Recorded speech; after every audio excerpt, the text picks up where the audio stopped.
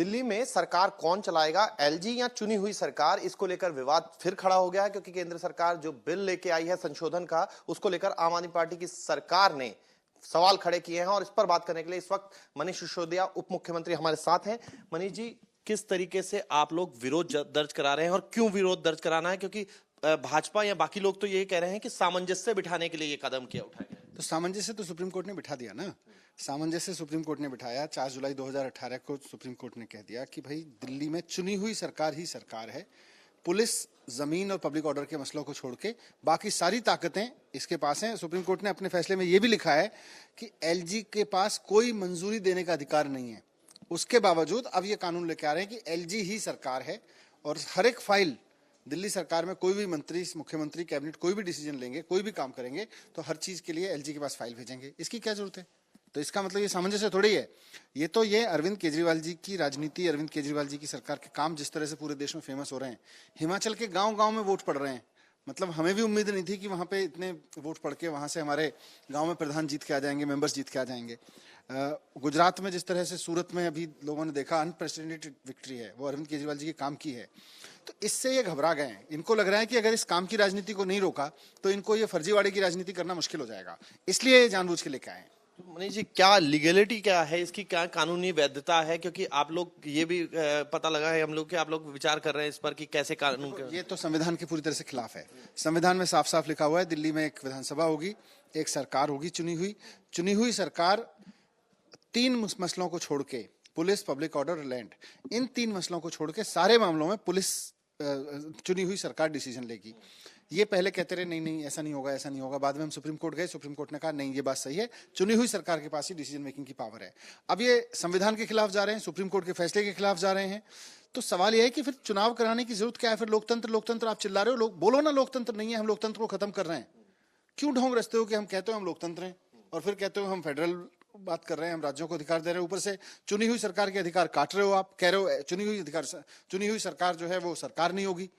मनीष जी, कई अभी प्रोसीजर हैं, होने हैं, कहां क्या क्या तैयारी करी है? सड़क, संसद, सुप्रीम कोर्ट, क्या तैयारी आम आदमी पार्टी और आम आदमी पार्टी नहीं, जहां से भी हमारा संभव होगा, हमारा काम है इसका विरोध करना, इसको रुकवाने की कोशिश करना। जितना भी हम कर सकेंगे उसको करेंगे। और हमने पहले भी इन्होंने 2015 में हर चीज को रोका था दिल्ली सरकार की। मोहल्ला क्लिनिक नहीं बनने दे रहे थे, सीसीटीवी नहीं करने दे रहे थे, लड़ के करवाए इनसे। और उसके बाद हम सुप्रीम कोर्ट में जाके ये फैसला भी लिया। सुप्रीम कोर्ट ने बहुत अच्छे से फैसला दिया इस बारे में। तो हमें उम्मीद है कि ये जितना अलोकतांत्रिक, असंवैधानिक काम करें, कहीं ना कहीं न्याय होगा। डर किस चीज का? ये कहा जा रहा है कि डर है, क्या ये डर है काम रुकने का? किस चीज का ये बात? डर इनको इस बात का है ना कि अरविंद केजरीवाल जी के काम करने के तरीके को, अरविंद केजरीवाल जी के राजनीति करने के तरीकों को जिस तरह से पूरे देश में समर्थन मिल रहा है, इनके गढ़ गुजरात में लोगों को कहने लगा यार ये बहुत हो गया, अब हमारा ये केजरीवाल जी का बढ़िया है, केजरीवाल जी बढ़िया काम करते हैं। आज सारे राज्यों में जहां अरविंद केजरीवाल जी जा रहे हैं, खुद भी नहीं जा रहे, वहां भी लोग कह रहे हैं केजरीवाल जी हमारे यहाँ आने चाहिए। तो कहीं ना कहीं इस बात से घबरा गए कि ये काम करने वाली राजनीति अगर आगे बढ़ गई तो ये जो नफरत की राजनीति, आपस में लड़ने झगड़ने की राजनीति, जुमले की राजनीति, ये तो सब पीछे छूट जाएगी। आखिरी सवाल है कि दिल्ली वालों को कैसे समझाएंगे कि ये बिल क्या कहता है? अगर आम आदमी की भाषा में हम जाने कि ये बिल क्या कहता है। भाषा में बात करें तो जो मोहल्ला क्लिनिक अभी स्वास्थ्य मंत्री सत्येंद्र जैन के सिग्नेचर से बनते थे, अब उसकी फाइल एलजी के पास जाएगी। जो सीसीटीवी महिलाओं में बस का, अब अगले साल बिजली के किराए, बिजली के मीटर्स 200 यूनिट तक के फ्री होंगे कि नहीं होंगे बिजली के बिल, ये अभी तक तो सत्येंद्र जैन बिजली मंत्री तय कर देते थे, अब ये एलजी तय करेंगे। तो एलजी की तो नीतियों में ही नहीं है ये तो आम आदमी पार्टी, केजरीवाल जी चाहते हैं कि गरीब आदमी को बिजली फ्री मिले, बीजेपी तो चाहती है बिजली महंगी मिले। तो इसका सबसे बड़ा नुकसान ये होगा कि जो भी फैसला यहाँ पे मंत्री लेते हैं, वो चाहे मोहल्ला क्लिनिक बनाने का हो, आगे हमने कहा है महिला मोहल्ला क्लिनिक बनाएंगे, हमने कहा 500 तिरंगे लगाएंगे, हमने कहा देशभक्ति पढ़ाएंगे, हमने कहा है कि हम राम मंदिर लेके जाएंगे लोगों को।